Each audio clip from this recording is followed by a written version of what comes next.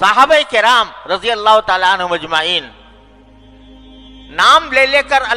رسول کریم صلی اللہ علیہ وسلم نے بتا دیا یہ جنت میں ہے، یہ جنت میں ہے، ابو بکر جنت میں ہے، عمر جنت میں ہے، عثمان جنت میں ہے، علی جنت میں ہے، سعد بن ابی وقاص جنت میں ہے، عشرہ مبشرہ جن کو کہا جاتا ہے، نام لے کر خوشخبری سنا دی۔ اس کے باوجود خوشخبری سنا دی جنت میں ہے، لیکن حضرت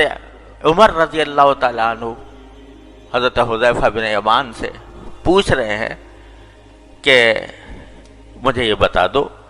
کہ اللہ تعالیٰ نے تمہیں منافقین، اللہ تعالیٰ نے رسول کریم صلی اللہ علیہ وسلم منافقین کی فہرست تمہیں بتا رکھی ہے، تو ذرا دیکھو میرا نام تو نہیں ہے اس میں۔ جس کو یہ کہہ دیا گیا کہ عمر جنت میں ہے، حضور نے اپنے زبان مبارک سے فرما دیا کہ میں نے اے عمر تمہارا جنت میں تمہارا محل دیکھا ہے، اور میرا دل چاہتا تھا کہ اس میں داخل ہو جاؤں، اندر جا کے اس کو دیکھوں، لیکن پھر مجھے تمہاری غیرت یاد آ گئی، اس وجہ سے میں اس کے اندر نہیں گیا کہ عمر بڑا غیرت مند ہے، اس لیے میں نہیں گیا۔ یہ کانوں سے سنا حضرت عمر نے کہ میرا جنت پہ محل دیکھا ہے رسول اللہ صلی اللہ علیہ وسلم، لیکن اس پر خشیت کا یہ عالم ہے کہ حضرت حذیفہ سے پوچھ رہے ہیں کہ دیکھنا یہ منافقین کی فہرست میں میرا نام تو نہیں۔ اللہ اکبر کبیرہ، کیوں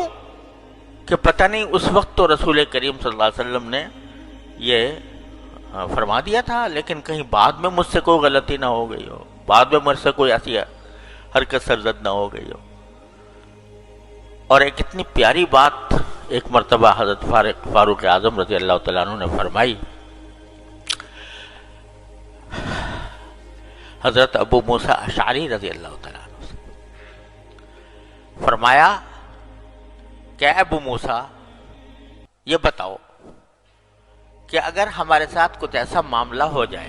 اللہ تعالیٰ کی طرف سے کہ جو کچھ ہم نے رسول کریم صلی اللہ علیہ وسلم کے حیات طیبہ میں جو کچھ نیکیاں کی یا جو اعمال ہم نے کیے وہ تو ہمارے پکے ہو جائیں، رسول کریم صلی اللہ علیہ وسلم کے زمانے میں آپ کی حیات طیبہ میں آپ کی موجودگی میں ہم نے جو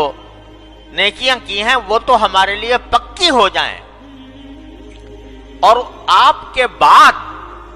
ہم نے جو اعمال کیے ہیں ان میں اللہ تعالی ہمیں برابر سرابر چھوڑ دے، برابر سرابر چھوڑ دے۔ کیا مانا کہ نہ اس پر کوئی ثواب ہو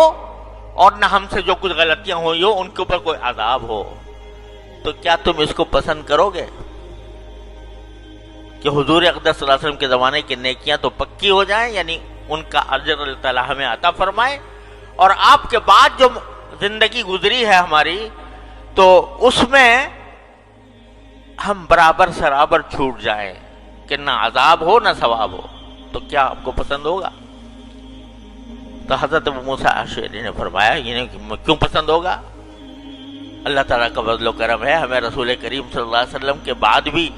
اللہ تبارک و تعالیٰ نے ہم سے کچھ جہاد کروائے، ہم سے بہت سے کچھ اعمال کروائے، تو ہم تو اللہ تعالیٰ سے امید لگائے ہوئے ہیں کہ اللہ تعالیٰ ان کے اوپر بھی ہمیں نوازیں گے، اجر عطا فرمائیں گے۔ لیکن جواب میں حضرت فاروق اعظم نے فرمایا میں تو اس پر راضی ہوں کہ جو کچھ رسول اللہ صلی اللہ علیہ وسلم کے زمانے میں ہم سے ہوا وہ پکا ہو جائے اور اس پر اللہ تعالیٰ ثواب دے دے اور بعد میں برابر سرابر چھوڑ دے۔ کیا مطلب کہ پتہ نہیں رسول کریم صلی اللہ علیہ وسلم کے زمانے میں آپ نے تو کہہ دیا تھا کہ عمر جنت میں ہے، آپ نے کہہ دیا تھا کہ میں نے محل دیکھا ہے، لیکن آپ کے بعد کہیں مجھ سے کچھ ایسی غلطی نہ ہو گئی ہو کہ جس کی بنا پر میں عذاب کا مستحق ہوں، اس واسطے ڈر رہے ہیں۔ یہاں تک کہ مرض وفات میں جب زخمی ہو گئے اور زخمی ہو کر وفات کے قریب ہیں تو فرماتے ہیں، اس وقت بھی فرماتے ہیں کہ مجھے تو اللہ تعالیٰ اگر برابر سرابر چھوڑ دے، برابر سرابر چھوڑ دے، یعنی نہ کوئی اجر عطا فرمائے اور نہ کسی غلطی پر مواخذہ فرمائے تو میں اس پر راضی ہوں۔ یہ مقام عظمت کا اور یہ مقام خشیت کا، اللہ تعالیٰ کی خشیت کا۔